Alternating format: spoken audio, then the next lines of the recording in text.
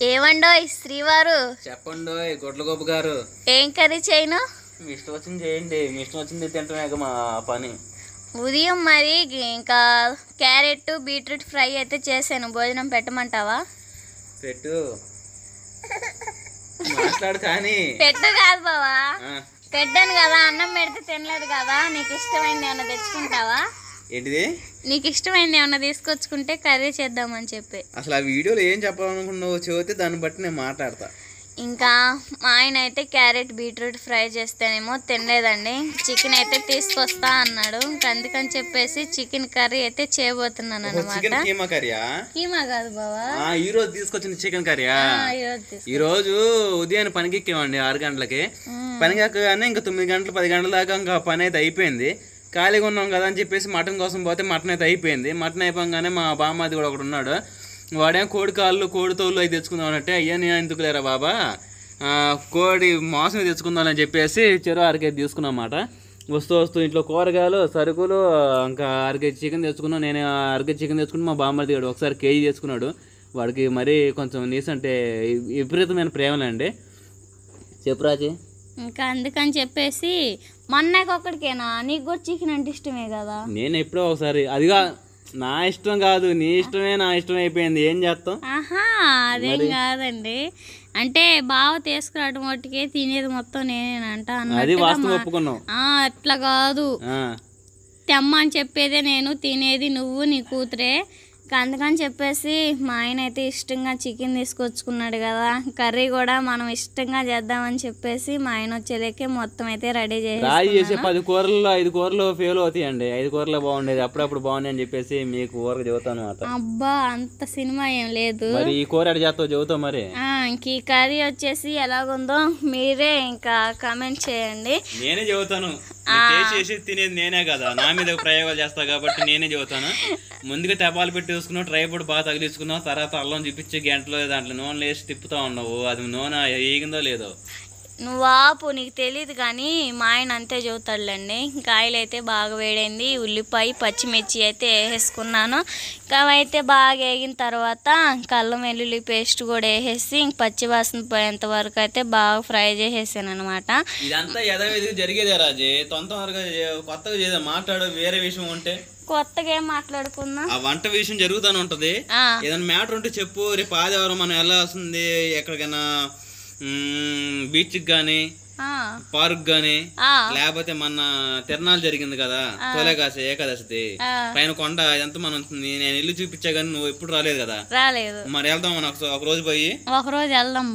దీవెన మహేంద్ర అలానే మన family members అందరం ఉంటే ఒకసారి అందరం వనభోజనాలు పైన చేసుకుందాం అనుకున్నాం కదా. అంతే, ఈసారి అందరం ఒకసారి కలుస్తాం కదా, ఖచ్చితంగా కొండ పైకి ఎక్కి పెద్ద పెద్ద డేసాలు తీసిపోయి పైన వంటలు చేసుకొని ఫుడ్ ఛాలెంజ్ పెట్టుకొని ఇంకా ఎంజాయ్ చేయాలి రాజీ. మరి పైకి మేము ఎట్లా ఎక్కాలి? ఎట్లా ఎక్కేది ఏంది రాజీ, కాలుతో? అది కూడా తెలియదా? కాదులే, బస్కి వెళ్ళారు కదా మీరు, బండ్లు ఉండే కదా మనకి, ఆ బండ్ల మీద పోవడమే. అంటే ఒకవేళ భోజనాలు పైన వండుకోలేకపోయినా కిందే అన్ని ఏర్పాట్లు చేసుకొని పెద్ద పెద్ద క్యాన్లకు పెట్టుకొని పైకి పోయి స్ప్రైట్ డబ్బాలు ఏం తీసిపోయి మా ఫ్యామిలీ మెంబర్ తో, అమ్మ నాన్నలతో, అలానే ఇంకా తమ్ముడు, బుజ్జి, తర్వాత చేసి నానమ్మ, అమ్మ, మహేంద్ర దేవన, మా చిన్నమ్మలు, మా బాబాయ్లు, మా అక్కయ్యలు అంటున్నా, ఫ్లోలో వచ్చేసి మా చెల్లెళ్ళు, మా బావోళ్ళు అందరూ వచ్చి పైన వనభోజనాలు అలా చేసుకుని పెద్ద పార్టీ వెళ్ళాలనేది నా ఆశ. ఎలాగైనా ఇగిపోతున్నాం, ఎలా తెలుసా? బుట్టమ్మాయికి మనం పుట్టింటికి తీయాలి కదా, సుహాసిని ప్రిన్సెస్, అప్పుడు అందరిని పిలిపించుకొని చేద్దాం. మరి సరే బావ. సరే, కూర ఎంత కొత్తగా చేస్తున్నావు కానీ మసాలా దగ్గరకు వచ్చేసిన తర్వాత ఏంది ప్రాసెస్ అది?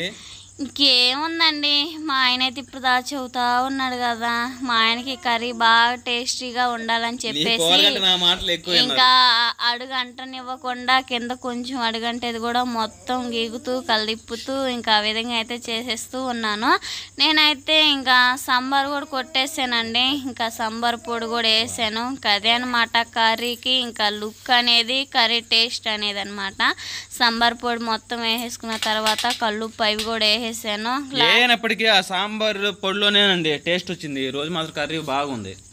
లుక్ లాస్ట్ ఎట్లుందో చూడండి, స్కిప్ చేయకండి. సాంబార్ పొడి వేసిన తర్వాత 2 నిమిషాలు బాగా మగ్గిన తర్వాత టమాటాలు కూడా వేసాను అనమాట. చికెన్ ముక్కలతో పాటు బాగా ఉడికిద్దని చెప్పేసి ఇంకా ఆ విధంగా మూత పెట్టేసుకున్నాను. ఇంకా ఆ విధంగా మూత పెట్టేసుకున్న తర్వాత మళ్ళీ కర్రీ ఉడికిందా లేదా, అడుగుంటుందా, ఎలాగుందా, మా ఆయన కోరేడు ఇష్టంగా చెయ్యాలి అని చెప్పేసి మూత తీస్తూ కలిదిప్పుతూ ఉన్నాను. అడిగేం అంటలేదులండి, కొంచెం కొంచెం అడుగంటుతూ ఉంటే మధ్య మధ్యలో కలిదిప్పుతూ ఉన్నాను కదా, ఆ విధంగా ఫ్రై చేసుకుంటూ. రాజకుమార్ చాలా సార్లు కాంపిటీషన్ వంటలు రావని చెబుతారండి. రాజుకి వంటలు వాస్తవం మాట నిజమే. నాకు వంటలు రావు, మా ఆయనే నేర్పించాడు, వాస్తవంగా ఒప్పుకుంటున్నాను. ఆ విధంగా కర్రీ చేసేసిన తర్వాత అయితే ఇంకా మా అబ్బాయి సెర్లాక్ డబ్బాలు ఉన్నాయి కదా, వాటిల్లోనే కర్రీలో సెర్లాక్ వేస్తున్నావా ఏంటి రాజీ అనుకోవచ్చు. అదేం కాదండి, రాజు డబ్బాలు తింటుందండి. కారం ఒక డబ్బాలో, కల్లుప్పు ఒక డబ్బాలో, సాంబార్ మాట్లాడరా లైక్ చేయమంటాడు. సాహసు రాజీ సో క్యూట్ అంటారు. మాట్లాడు, లైక్ చేయమను. సరేనండి, నా కొడుకు అయితే ఇంక మధ్య మధ్యలో ఏడుస్తూ ఉన్నాడు కదా, డిస్టర్బ్ అనుకోమాకండి. ఇంకా ఆ విధంగా అయితే కర్రీలో కారం అయితే వేసాం కదా. బావ అయితే అన్నాడు, ఇంకా రాజీ కర్రీ అట్ట చూస్తుంటే చాలా బాగుంది, ఇంకా వాటర్ పోయి నాకు కొంచెం వాటర్ పోయకుండా కొంచెం గట్టి కర్రీ అయితే తీవా అని చెప్పేసేలేకే ఇంకా కొత్తిమీర, కరివేపాకు, పుదీనా ఇంకా అలాంటివి తేలేదండి. ఇంకా అందుకని చెప్పేసి ఇంకా అవి అయితే ఏం వేయలేదు. కర్రీ అయితే కారం స్మెల్ పోయింది కదా. చికెన్ కర్రీ అయితే విడిగా తీసిందైతే ఇంకా బావకైతే పెట్టేశానండి. నాకైతే ఇంకా అలా గట్టిగా ఉంటే తినబుద్ధి కాదు, ఇంకా అందుకని చెప్పేసి కొంచెం వాటర్ పోసేసి. రాజకుమారి బావగారు ఏంటి స్పెషల్ ఈ రోజు? ఏం చారు లేకుండా ఫ్రై ముక్కలు, చికెన్ గ్రేవీ ఫ్రై లాగా ఉంటుంది ఇది. ఉదయాన్నే ఇంకా కూర పనులు ఉంటే మొత్తం చేయడం అయిపోయింది. ఈ రోజు ఇంట్లో పోసాము పల్లాలు, రేపు పొద్దున ఎక్కించి ఇంకో గంట పని అయితే రేపు అయిపోయింది. మళ్ళీ 2 ఫ్లాట్లు పూర్తి కట్టేసినట్టు మొత్తం 4 ఫ్లాట్లు కట్టేసి కట్టుబడి 3వ ఫ్లోర్లో ఇంక మళ్ళీ సామాన్లు మొదలైద్దంట. ఇంకా కట్టాలి, తర్వాత మెల్లమెల్లగా మళ్ళీ కాస్టింగ్ మొదలైద్దులు అన్నారు. ఇంకా అది సంగతి. ఖాళీగా ఉంటున్నాం కదని చెప్పేసి చికెన్ తీసుకొచ్చా. నీకోసం కర్రీ చేసా, మా కోసం సేర్వా, నీకోసం కర్రీ. షేరా చేసుకున్నావా? నాకు చారు ఉంటేనే తినబుద్ధి అయ్యేది, నీకు అందుకే గట్టి కర్రీ. ఈ రోజు కొత్త చేశారు అది చికెన్ కర్రీ, ఇప్పట్లా కాకుండా టమాటాలు తక్కువ వేసి ఉడకబెట్టేదాన్ని ఎక్కువసేపు చికెన్. ఇప్పుడేం ఉడకబెట్టలేదు, అంతే ఆయిల్లో ఫ్రై చేసి తినే. మరి సుహాస్కి నోరు వరుతుంది అనుకుంటా. సరే నేను తర్వాత తింటాలే, ముందు పిల్లలకు ఉగ్గు పెట్టు. సరే బావా. బావకైతే విడిగా కర్రీ అయితే తీసాను కదండి, ఇంకా కర్రీతో అయితే భోజనం అయితే చేస్తూ ఉన్నాడు కదా.